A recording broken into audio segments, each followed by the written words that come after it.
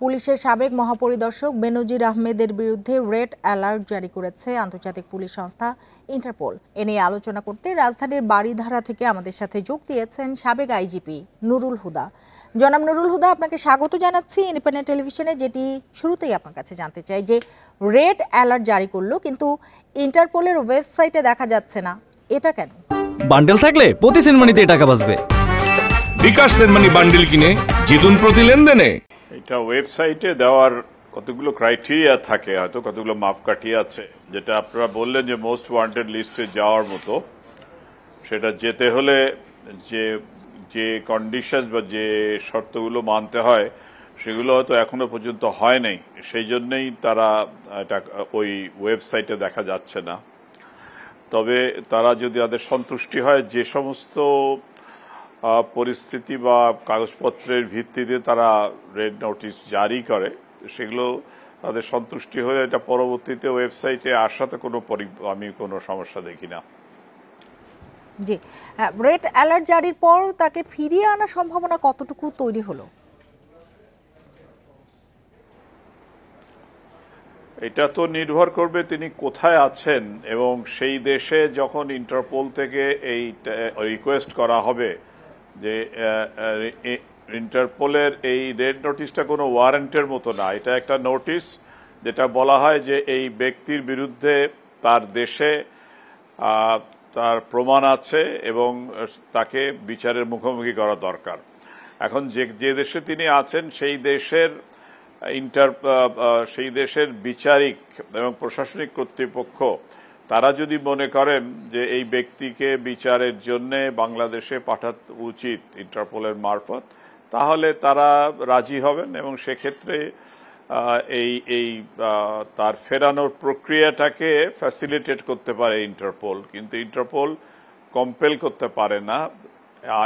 ওই দেশে যেখানে তিনি আছেন সেই দেশের বিচারিক এবং প্রশাসনিক দুই অথরিটি কোনো কোনো ক্ষেত্রে বিচারিক কর্তৃপক্ষ যদি তার সন্তুষ্ট হন যে তার বিরুদ্ধে যথেষ্ট প্রমাণাদি আছে তাকে বিচারের মুখোমুখি করবার জন্যে, তাহলে তারা সে কাজটি করতে পারেন।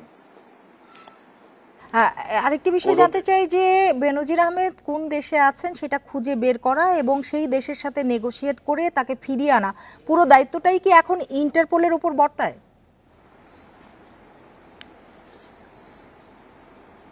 ইন্টারপোলের চেষ্টা করবে, ইন্টারপোলের রেড নোটিশ জারি করার তো উদ্দেশ্যই সেইটা, তারা সেখানে করবেন এবং ইন্টারপোলকে এ ব্যবসায়ে বাংলাদেশের তরফ থেকে অনুরোধ করতে হবে, আগে নিশ্চিত হবে কোথায় আছেন তিনি সেইভাবে। হ্যাঁ, ইন্টারপোলের একটা ভূমিকা তো আছেই এখানে, যেটা বললাম যে কম্পেল করতে পারে না, বাধ্য করতে পারে না, কিন্তু অনুরোধ করতে পারে। এবং সেই যে দেশে আছে, আবারও বলছি, সেই দেশের বিচারিক কর্তৃপক্ষের ক্ষেত্রে কোনো ক্ষেত্রে বিচারিক কর্তৃপক্ষের সাথে প্রশাসনিক অর্থাৎ রাজনৈতিক কর্তৃপক্ষেরও সম্মতির প্রয়োজন হবে। জি, জনাব নুরুল হুদা, শেখ হাসিনা সহ আরো 12 জনের বিরুদ্ধে আবেদন করেছে কিন্তু পুলিশ, তাদের বিরুদ্ধে ইন্টারপোলের এই যে রেড অ্যালার্ট জারি না হওয়ার কারণ কি?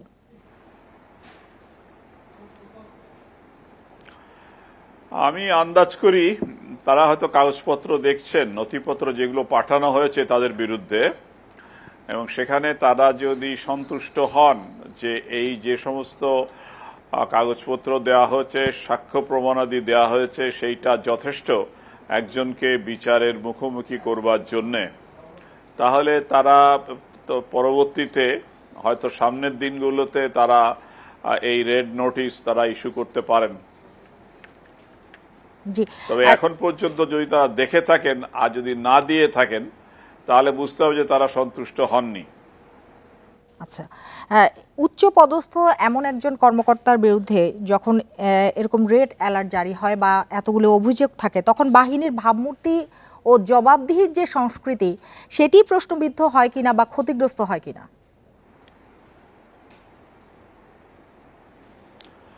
সন্দেহের আঙ্গুল তোলা যায়, তবে এইটা উনি যখন কাজ করেছেন তখন ওনাকে যারা নিয়ন্ত্রণ করেছেন তাদের দোষারোপটা তাদেরই বেশি হবে, বাহিনীর সবাই যে ওনার সাথে এই কাজ করেছেন এবং তারা যে নিজের ইচ্ছায় করেছেন এরকম প্রমাণ না আসা পর্যন্ত বলা যাবে না যে বাহিনীর সবার পরে এটার প্রভাব ফেলবে। তবে এটা নিশ্চয়ই একটা লজ্জাস্কর ব্যাপার যে একজন বাহিনীর প্রধান, জাতীয় পুলিশ বাহিনীর প্রধানের বিরুদ্ধে এই ধরনের রেড নোটিশ জারি করতে হয়েছে। তো রেড নোটিশ জারি করার আগে নিশ্চয়ই যথেষ্ট প্রমাণাদি, সাক্ষ্য প্রমাণাদি আছে এবং তাকে বিচারের মুখোমুখি হলেই তখন বলা যাবে। তবে এইটা পুলিশ বাহিনীর মনোবলের উপর বিরাট রকমের একটা প্রভাব ফেলবে বলে আমি মনে করি না। এটা ব্যক্তির বিচ্যুতি এবং কিছু গোষ্ঠীর বিচ্যুতি যারা সঠিকভাবে রাজনৈতিক নিয়ন্ত্রণে থাকেন নাই, যাদেরকে সরকারি স্বার্থে এবং সংকীর্ণ অর্থে পার্টির স্বার্থে ব্যবহার করা হয়েছে। তো এই পার্টির স্বার্থে তো সবাই কাজ করতে চাননি এবং অনেক কর্মকর্তা কর্মচারী আছেন যারা চাননি। তাদের মনোবলের পরে তো এইটার প্রভাব আসা উচিত নয়।